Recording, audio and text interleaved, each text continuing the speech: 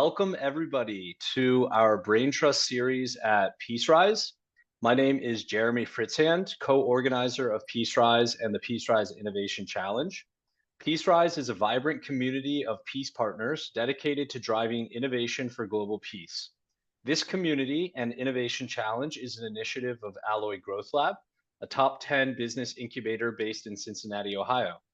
These sessions are meant to connect and inspire participants of the Innovation Challenge and share knowledge from subject matter experts in their respective fields.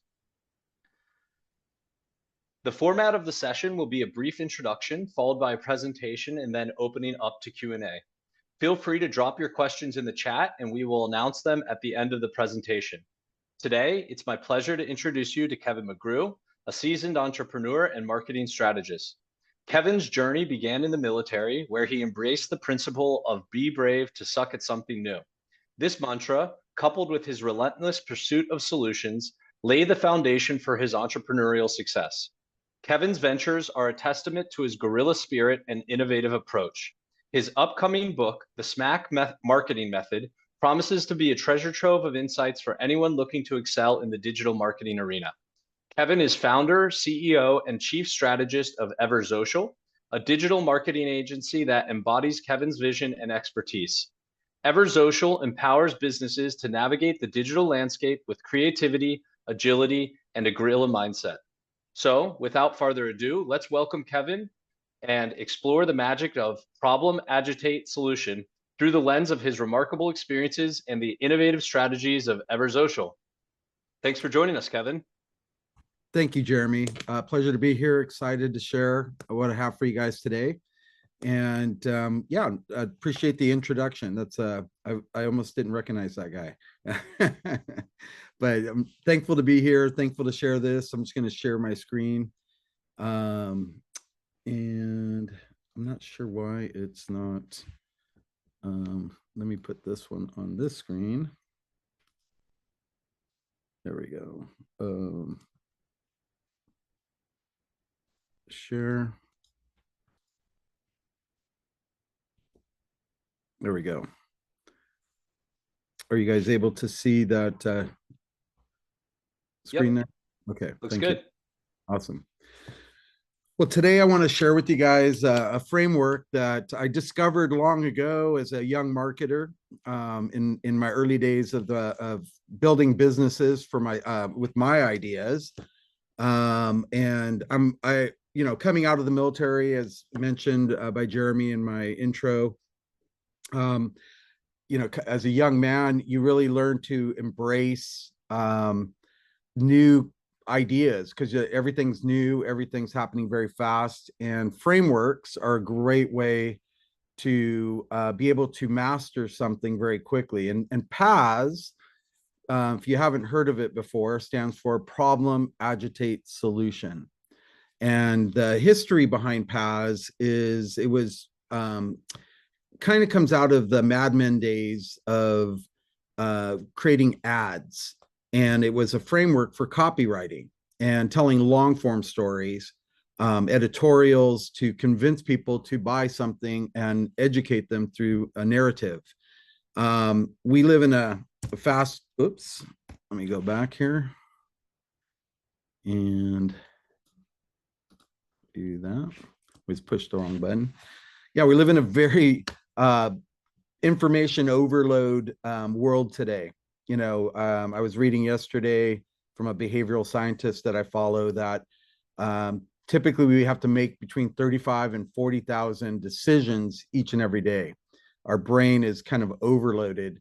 And so clarity in today's world is a superpower.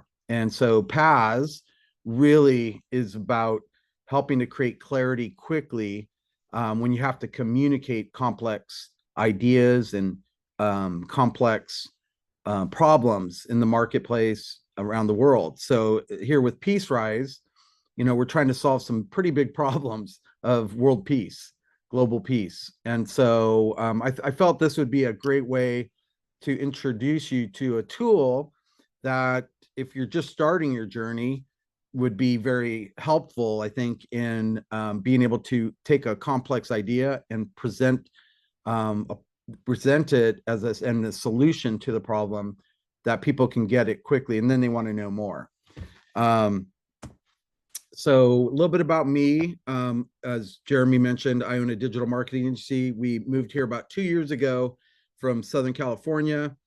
Have embraced life here in Cincinnati very quickly. Love Cincy. I tell all my California friends, please do not come here.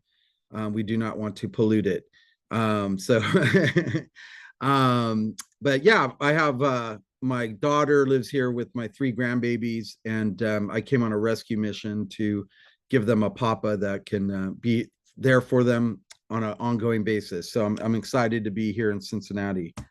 And today I want to talk a little bit about the workshop objectives. We got about 15 minutes that I'm going to present to you the concept of PAS, and so that you can grasp the fundamentals, the core concepts around it. And I want to teach you how to apply PAS in your copywriting, but also in campaigns that you're endeavoring in. If you're pitching your ideas, this is very much an accelerator here at Peace Rise. So a lot of entrepreneurs, a lot of startups. So this is a great tool that will empower you to do your elevator pitch in a lot of ways. You know, what's your problem? What's your, how do you agitate it, and what's your solution? So I really hope that you guys are able to walk away with some really good tools to apply in your professional and personal life. So we're going to talk about how to identify problems and solutions with PAS and implement PAS in the digital marketing realm. I'm going to give you examples there, things that you can relate to that will help you get the whole concept very quickly.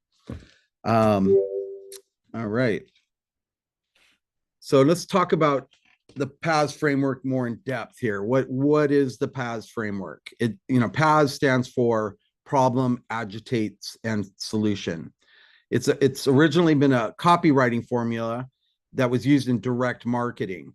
It's been around for a while, but not surprisingly, especially in today's world, a lot of people, it's become more of a relic of the past, and it's finding adoption quickly, especially if you're using AI. And a lot of people are discovering PAS because PAS framework is built into a lot of these AI generative language learning models. And so if you ask it to write something in PAS framework, it knows what you're talking about. So just a little note there.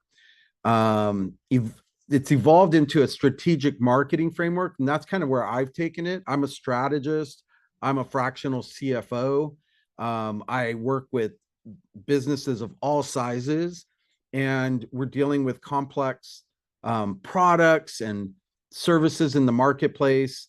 And, not only do we have to encapsulate these problems and solutions in the marketplace to the end users, consumers, but we have to do this to management teams, to other departments within businesses, and also communicating the ideas to people who aren't working on projects directly, and so that we have complete involvement. So really the core of PAS is really doing a good job of identifying a core problem that everyone can relate to. So some of you guys are in school here. Some of our guests are students at local university, and all of us have taken fractions in elementary school. And one of the first things that you learn is when you're adding fractions together, you need a lowest common denominator. And so PAS really helps you to pinpoint and focus, create that lowest common denominator on a problem that everyone can relate to. I think a lot of times when we're communicating, we're sharing ideas that we relate to, that we understand, but we have to really think of the person that we're talking to. And so PAS helps to do that. The agitation side of it also helps with really helping people feel the pain. It highlights and accentuates the problems and motivates change. If you're not motivated for change, and what we're trying to do here at Peace Rise is really create motivation for change, because the way we're doing things in the world today for peace is not working, obviously. And so agitation is a skill set that you need to develop. And a lot of times we just stop at identifying the problem. We don't go into the agitation stage and really help people feel and relate to that problem. And once you're at that stage, it helps you to be motivated to you're crying out for a solution. And then presenting solutions, offer products, services as the relief to an agitated pain point. So once you agitate the problem, people want relief from it. And the solution, if you frame it properly, will be welcomed by the recipient. Okay. So the problem, let's go, we're going to focus a little bit more deeper on the problem. So problem is how do you identify a problem? I mean, I'm giving you some concepts here. I'm going to give you some examples, but I really kind of want to take you how to find the problem. One of the first places that you can go is through what we call persona development. Persona is, you've probably heard of the word target audience. So if you're a business, you have an idea, you have somebody that you're targeting, and you really need to know who that is, because if you're just shouting to the wind, you're smoking hopium, or we call it spraying and praying. And a lot of times we do that because we're trying to still find who is our audience. And it's not a good move when trying to communicate and capture people's attention quickly. So persona development is focusing in and create detailed profiles on who your target audience is, who's your buyer persona, if you will, and to understand their pain points, their desires, their motivations. And we're going to go through that in this workshop at the very end in formulating that on an example that Jeremy has. Empathy mapping. So empathy mapping is really stepping into your customer's shoes. It's feeling what they feel, empathizing with their journey as a consumer, as a customer, and what are their challenges and frustrations. So the more that you can relate to the journey of your ideal customer, the more you're going to be able to communicate ideas quickly that they relate to. And then journey mapping, it plays off of the empathy mapping, in that understanding what are those touch points, those pain points in the areas for improvement throughout the buying process. So you really want to understand, where do they enter the buying process? How do they engage during the buying process? And what does that buying process look like? Whether it's buying a product, a service, or buying an idea to change the world, or solve, food problems in our world, whatever it is, you need to really understand that journey that those people are going through, so that you're able to intersect with them in that journey.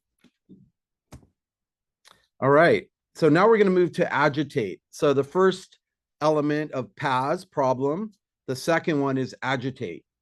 And agitate, probably the best way you'll know is agitation. You see it every day in your washing machine. The washing machine, basically, you throw your clothes in there, and without agitation, they don't become clean. Nothing happens. And so agitation is a key part to getting to the solution. A lot of people will relate to problems. A lot of people will understand them. But if you don't agitate, you will not get that emotional connection to the pain that people need in order to change or make change. So pain creates urgency. Obviously, we've all experienced some injury, something. That's our body's way of telling us that you need to deal with this urgently.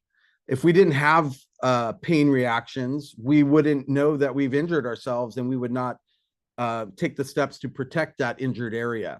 So pain creates urgency. Emphasizing the emotional impact of the problem compels the audience to find a solution quickly. So that's the whole goal. Is we got short attention spans in today's world. Give you an example. A goldfish has a attention span of about 7 seconds. An average 13 to 17-year-old has an attention span of about 3 to 5 seconds. And so thank you, TikTok. So basically people are used to swiping right, swiping left, swiping up, swiping down to get the next dopamine hit. And it's really is, we live in a world of short attention spans, and we have to be able to break through that and capture their attention. So you have to identify pain. Agitate, but don't irritate. I think a lot of people over focus on agitation to the point where it's irritating people. It's like, you had me at hello. You don't have to rub it in my face and push it more and more. Know where that balance is of amplifying the pain point just enough to spur action, but without frustrating your audience. So that is it takes practice. I really encourage you to, if you adopt this framework, to practice using this and knowing where that edge is, where it's agitation but not irritation. And then connect pain to solution. So when we have pain, when we all experience pain, if we have a headache, what do? We take aspirin. We take some kind of pain relief. We seek to solve pain quickly. And so you need to show how to resolve the pain points that leads to the benefits of the solution that you're proposing. So it's really a way to move people towards the solution. It's kind of like in cattle, sometimes you need to prod them, and sometimes they use electrical prods to zap them to keep them moving in the direction that you want. Now that sounds horrible, I know, but I want you to realize that, pain makes action. And so you want to move them in a direction towards your solution, not just any direction. So amplifying the pain point appropriately creates the urgency, and it compels the audience to take action. And so I'm hoping you grasp that concept about agitate. I'm going to spend a little bit more time on the solution, because really that's where everything starts. And then you build backwards, finding the pain point, driving it through the agitation back to the solution. So a little bit more on the agitation. These are ways that you can use agitation to different ways that you can help get that point across. So storytelling, using a compelling narrative or anecdotes to evoke empathy and resonate with the audience's experiences, very powerful. If you have personal stories, which I'll demonstrate for you in the coming slides, people love stories. Stories go back to the time of our ancestors, and that is how things are shared. Now we have cinema, we have movies and all this. We all love those stories that help us to relate to problems that are agitated, and we cry out for a solution. I'll give you a quick one, using that kind of analogy of a superhero. Gotham City is a beautiful city.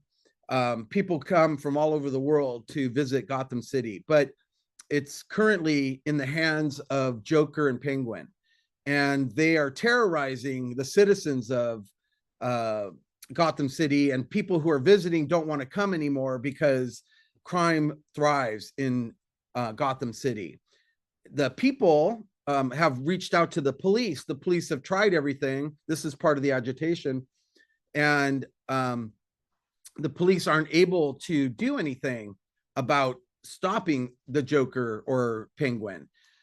People have tried to interject themselves and stop the crime that's happening, but they have been beat down by Joker and the Penguin.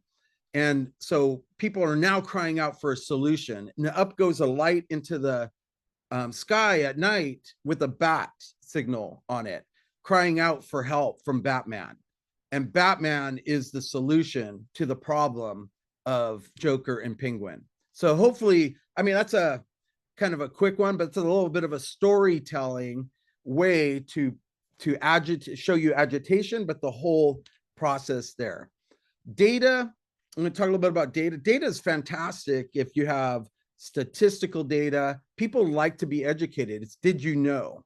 Did you know is a fabulous way to capture people's emotions and help them connect to the problem.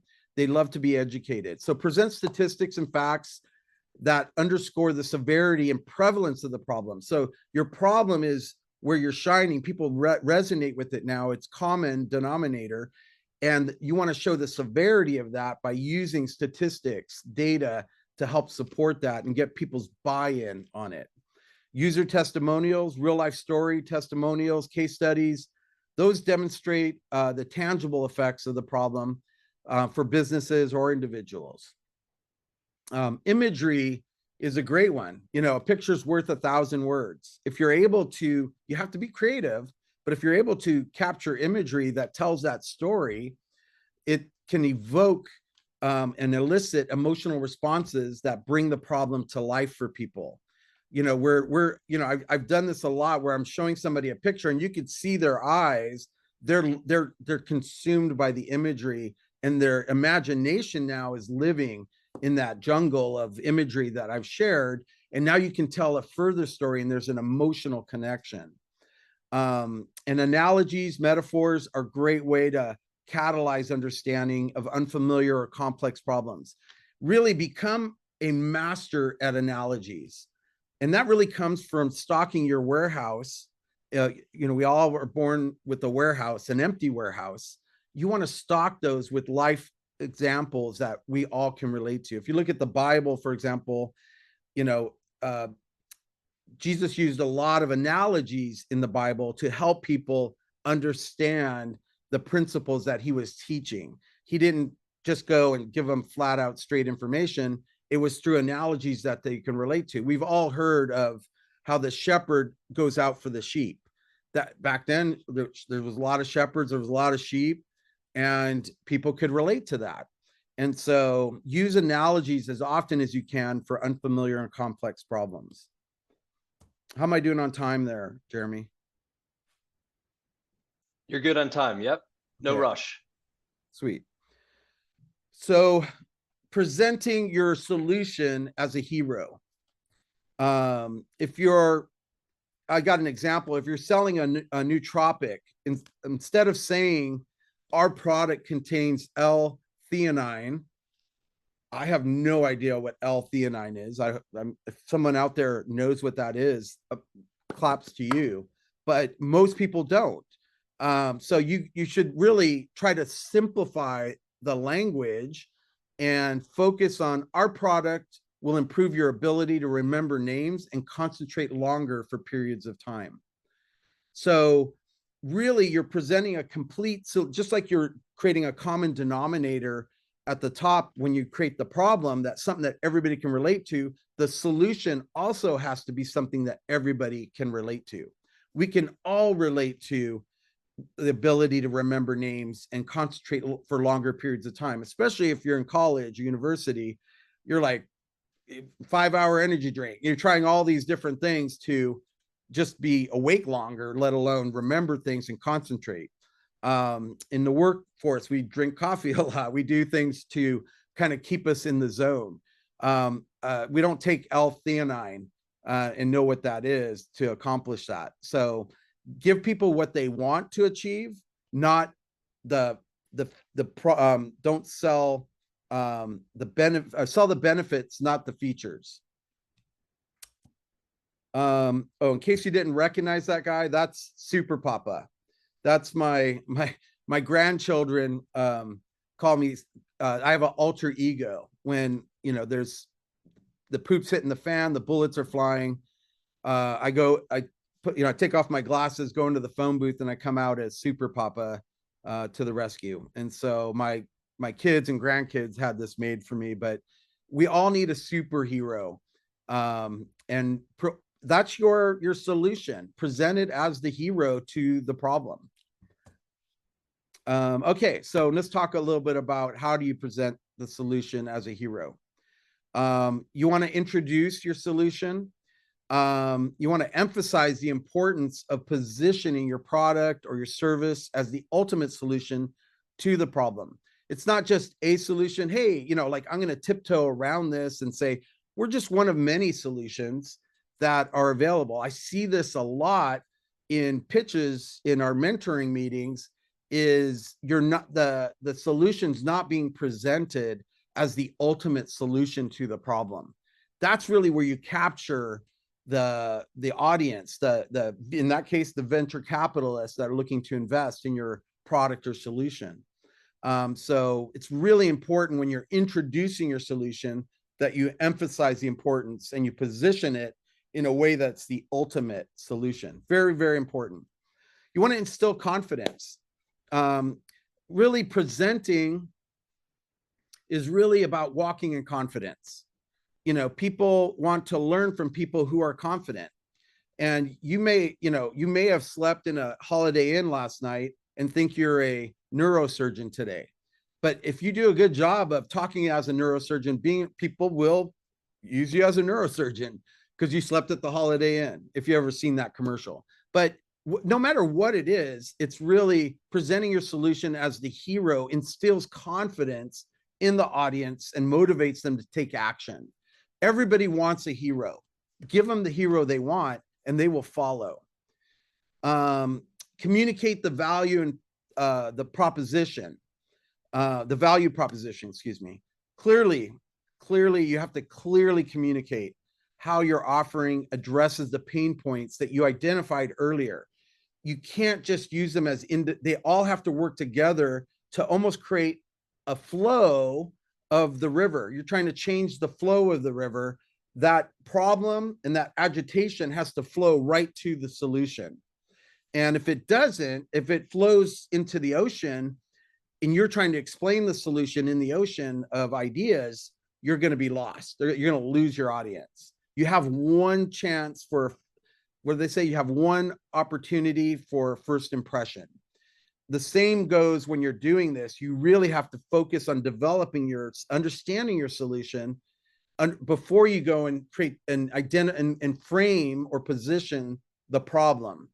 The agitation is a little easier because you know what the problem is at that point, but it has to align and direct people to the solution.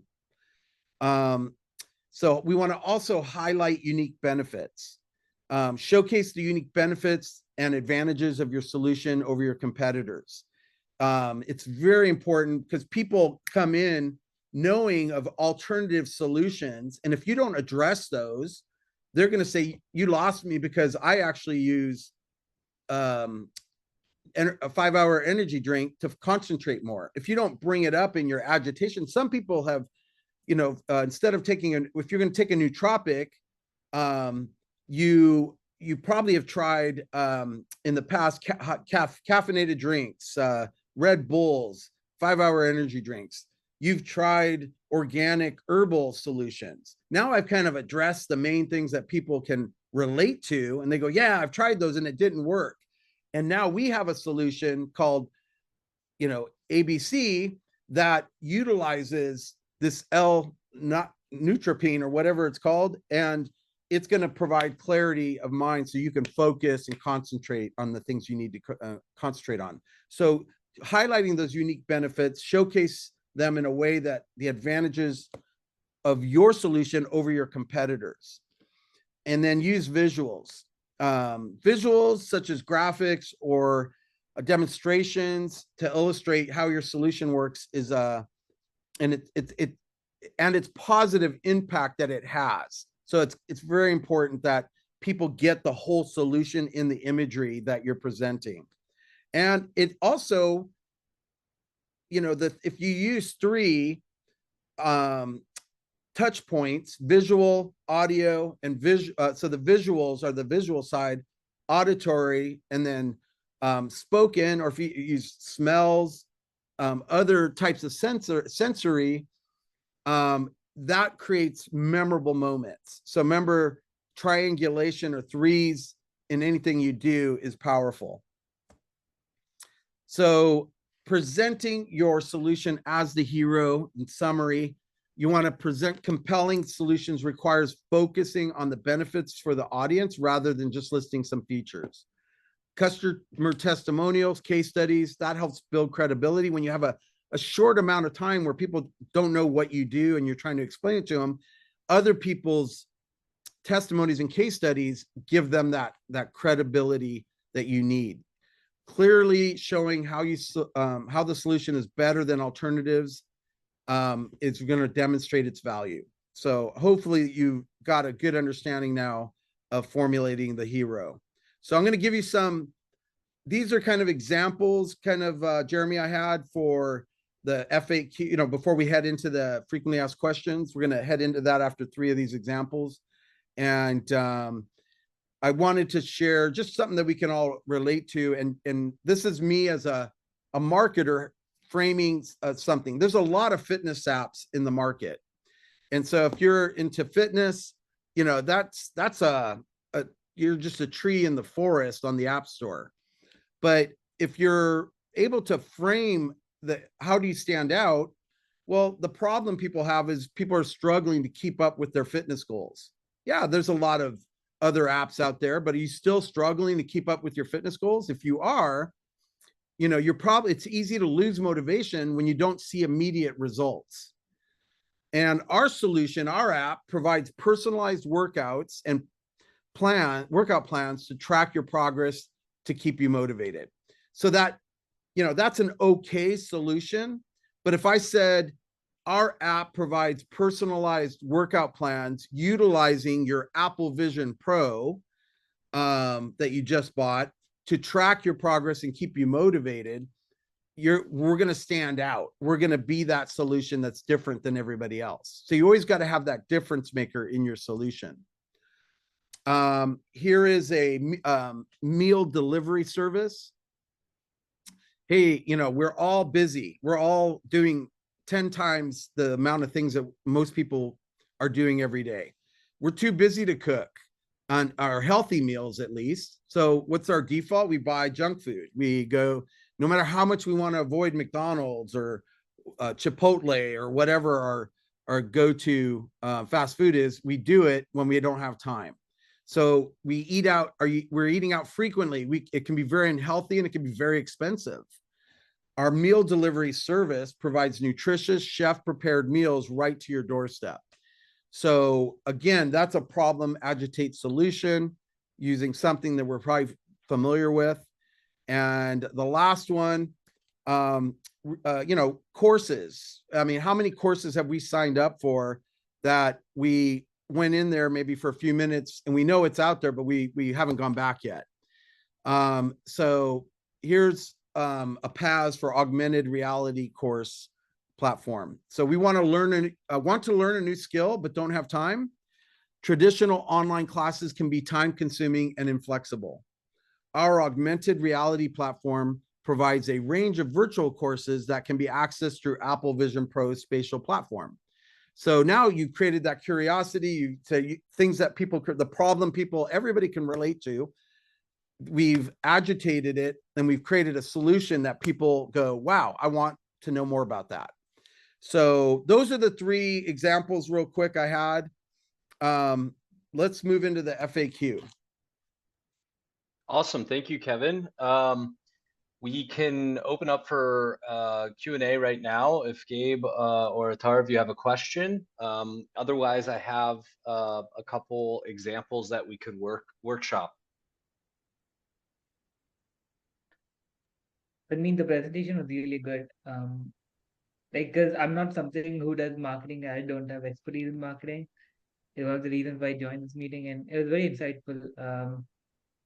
Also, I think I would learn more from the workshop of how to implement these strategies. But currently, I don't have any questions. So, very good presentation, though. Thank you. All right. Well, let's Gabe, get. Do you have a question? Oh, yeah, Gabe, any question? No, I was going to say let's workshop. Cool. Let's do it.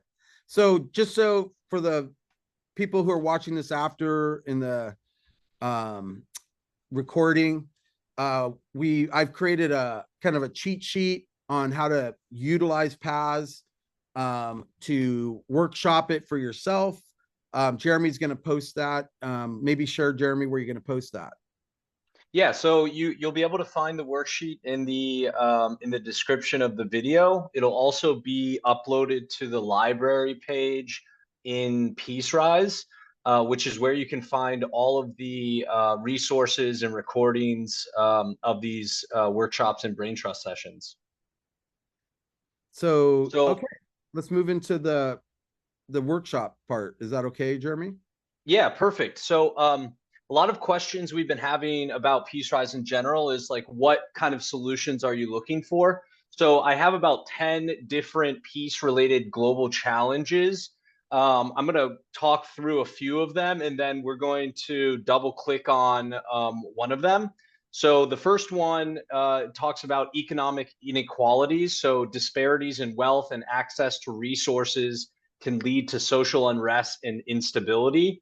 Another challenge is environmental degradation. So issues like climate change, deforestation, and pollution can exacerbate tensions and contribute to resource conflicts. Another one is access to education. A lack of education can limit opportunities and perpetuate cycles of poverty, which can indirectly affect peace. Food and water security. So scarcity of essential resources like food and water can lead to competition and tension between communities and nations. And last, cybersecurity threats. So cyber attacks and digital espionage can undermine trust and security, contributing to a sense of global instability. So we're going to double click in on the access to education. So again, access to education. Lack of education can limit opportunities and perpetuate cycles of poverty, which can indirectly affect peace. So let's double click in there. Excellent. So I'll bring up, this is what the cheat sheet kind of looks like, guys. It's very, simple. I kept it minimalist, so it's not a lot of branding or marketing on here, but you don't have to use this for marketing. So Arthav, Artharv, right? Okay. Yeah, it's a third. Okay, excellent.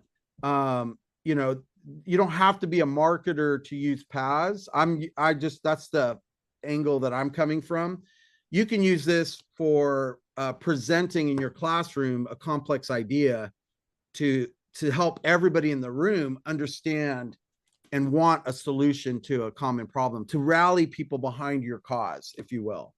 So that's the purpose. We're in the light of what we're talking about peace, or these global problems.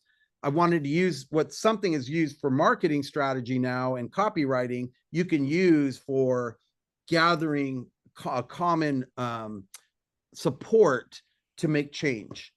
And so, transform challenges into opportunities with the right questions and actions. So let's talk a little bit about this problem that was identified by Jeremy.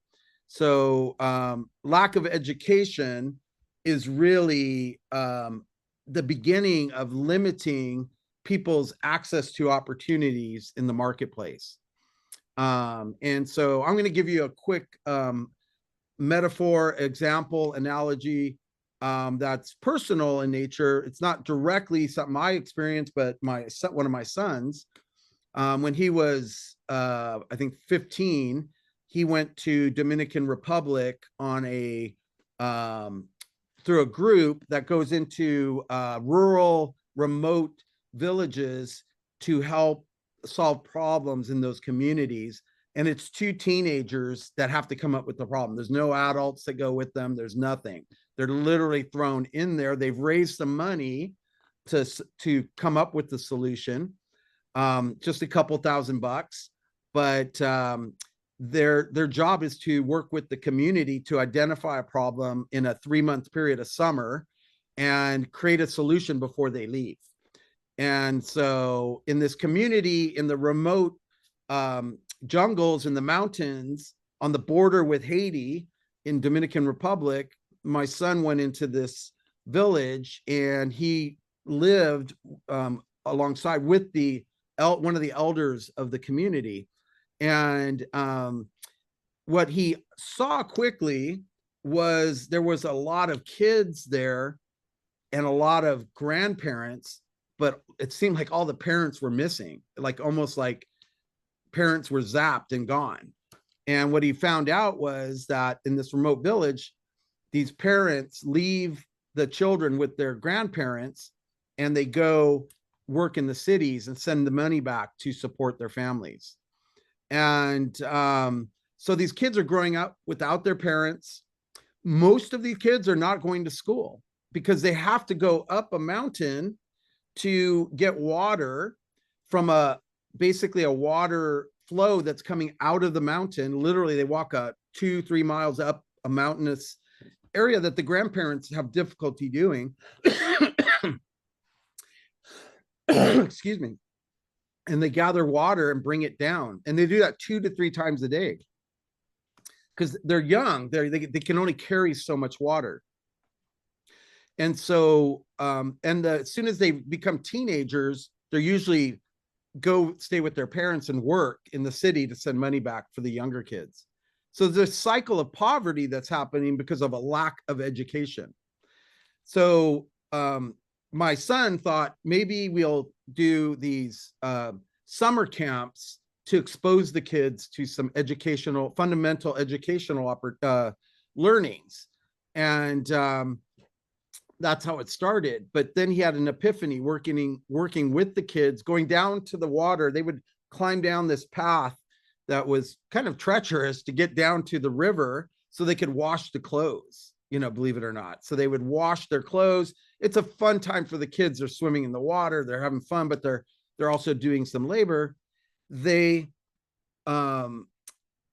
found that, one instance, one of the kids, their finger got stuck in a rock and it damaged their finger, broke the finger.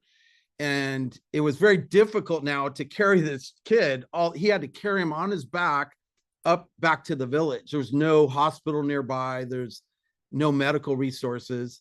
And a lot of people don't even know basic first aid. And so through this process of being in there with this community, they realized that these kids really need an education. And what was holding them back? What was the handcuffs that was holding them back from this education? There was no school locally. There was a school locally, but they couldn't afford it, and they didn't have the time because they had to help their grandparents. So if they solved the water issue, that would free up the kids to go to school. So the money they invested, they raised, they built a water transportation system right down to each house where everybody had a little spigot and could basically have water for their home. So the grandparents wouldn't need to climb. The kids could go to school, and it solved a problem. This is 15 years later. That community is thriving. Most of the kids are going to college, and because they brought water to the community. So solving a little bit of, I took a long story to tell you a problem, agitate, solution, is you identify the problem. The problem was this lack of education in the schools. We always want to agitate. I'm going to agitate. We want to provide educational resources. So maybe we hire a teacher to come into the community and they can teach these kids. We could get people like World Vision to sponsor these kids, and so they can go to school. The problem still exists, lack of water, though. It's not lack of education. Really, at the fundamentals, we have to go to that common denominator. It's lack of water on a consistent basis, because we can live without no food for 40 plus days. That's called fasting. And we can do that. We can't live without water. Our bodies cannot live for more than 3 days. We die. And so water is a solution that was needed in this community. And so the solution was piping down the water from the main resource and create a collection container that was made out of cement where the water would flow into. So they had a reserve in case it was the dry season. And they were able to pump the water down. That water changed that whole community because now the kids could go to school, which is that lack of education. So that was the solution being this water system. Does that make sense, guys? Yeah, definitely. Sometimes it's not exactly the overarching issue. There's other issues within the stream, no pun intended, that solve the overarching problem. Yeah, and I think whether you live in a small community in Dominican Republic, you live in India, maybe in a remote village, you live in South America in the jungles, everybody could relate to the problem of lack of education the further out you get from those resources. And it's not that you can't go to those resources. What's stopping you from going to those resources? So we went to that. We identified the real problem. The real problem is lack of water and in some cases food. And how do we solve that problem that then solves the next problem, which is education?